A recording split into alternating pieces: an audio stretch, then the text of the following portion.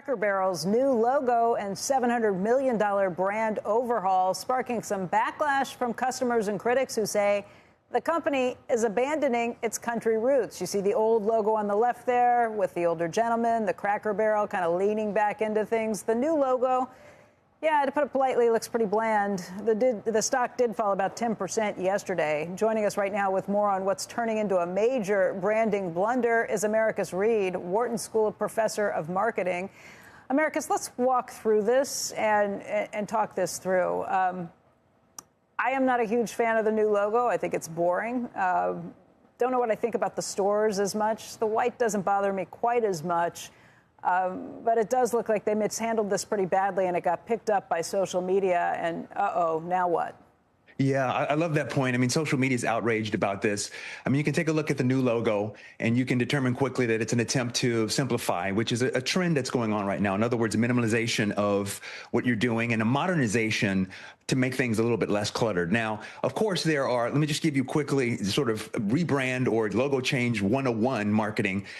You definitely want to tweak a little bit. That's point number one. Point number two is you want to make sure that along with the change, you have the story ready. In other words, you have the narrative prepared to tell consumers why you're doing this and what's behind the change. And so if you don't do that, then you can see what we're seeing now, which is a lot of people filling the silence with respect to their negative reactions to the logo. And then point number three is to make sure, and I'm not sure if they did this or not, but you make sure you do a little tiny test of things with your most loyal customers. And you just get a pressure test to see how they react. Because if it's this kind of vehement sort of vitriol anger, you could probably pick that up in a smaller test and you can figure it out way before this spirals out of control in the way that it has.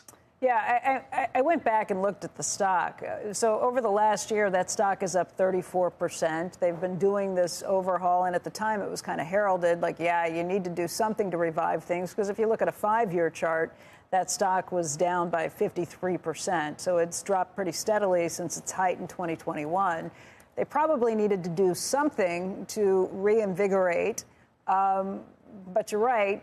First of all, the logo's boring. This move towards simplicity. I've seen other brands that have done the same thing. Oh, this needs to be simpler, easier to read. I don't like any of the ones that they've done with that, especially when it gives me a feeling of nostalgia or when it gives me information, things I need to see. Yes. So that move towards simplicity is like stupid if you're not thinking it through. But they did need to do something. I think they did need to do something. And you got to keep in mind, like, who is this for, right? So most companies, as they move through the product life cycle, they understand that their consumers at some point are going to leave the market and there'll be new consumers, perhaps even younger consumers coming into the marketplace. So this is the kind of thing that a younger consumer might resonate with and sort of say, hey, I like that modernization sort of idea. Like I said, I don't mind the white inside the restaurants. That looks okay to me.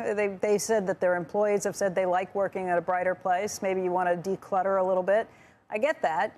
But I'm also not super surprised by this reaction in social media, especially when you think about the hot spots of today and how Cracker Barrel holds a special place in people's hearts. I will say I was looking this morning on Twitter, and some of the competition is trying to jump on board. We've got a full screen I called up from Steak and Shake, kind of trashing what they were doing. I've seen a couple more they posted since, but sometimes people want to change things just to put their own personality on things.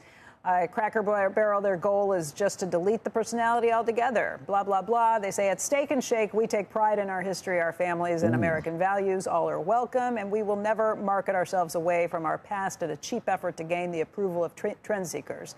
I can't remember the last time I've been in a Steak and Shake. Is this just a desperate attempt from other brands to say, hey, pay attention to us over here?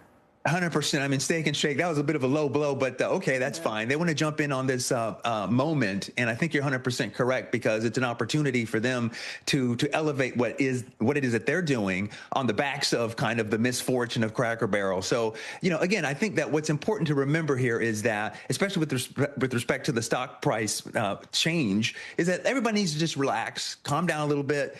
Social media outrage is out there. And of course, because consumers have these things called cell phones, they can now be a part of the conversation and get you to panic. So I would say to Cracker Barrel, hey, just, be steady and go back out there and redefine and create the important moment to why not pull explain. a new Coke, get rid of it? Sorry, we didn't mean to offend you all. We wanted to make sure that we were welcoming and doing things that would make everybody feel like they wanted to come into a renewed place. But we get it. We hear you. We are keeping the old logo, and we are still ourselves. I mean, I think this might call more for a new Coke moment than a, hey, just listen to our story. Yeah, I mean, the new Coke that's a great historical example. I think this is a little bit different, though, because in some senses, Cracker Barrel is very much, like you said, associated with kind of more conservative values. It certainly tends to appear geographically in more red state districts compared to blue state districts and things like that. But I think here's the problem with what you're suggesting. If you backtrack, then you're signaling to consumers two things. One is that you don't really know what you're doing as a marketer, and number two, you're willing to sort of fly by the wind. Yeah, and so I think you already proved that. Fess up. We're really sorry. We didn't mean to alienate everybody. We didn't want this to be a touchstone of driving you away. We're just trying to change a little with the times, but we still recognize our heritage and our roots. And we hear you. Just the logo would be an easy one. I get you're not going to undo the remodels you've done, but we hear you. And the old gentleman, the logo is important to us too. We're keeping Grandpa around. Yeah, and if worse comes to worse and our conservative right-wing friends are super upset, I mean, at the end of the day, you could just tell them that the old gentleman was Biden and we stuffed him in the barrel and threw him down the river, and maybe that'll be okay for the change there. I don't know, but I'm serious. I mean, as somebody who is not looking at this from a political perspective, I didn't like the new logo either. I mean, just why get rid of something? It's like getting rid of Colonel Sanders.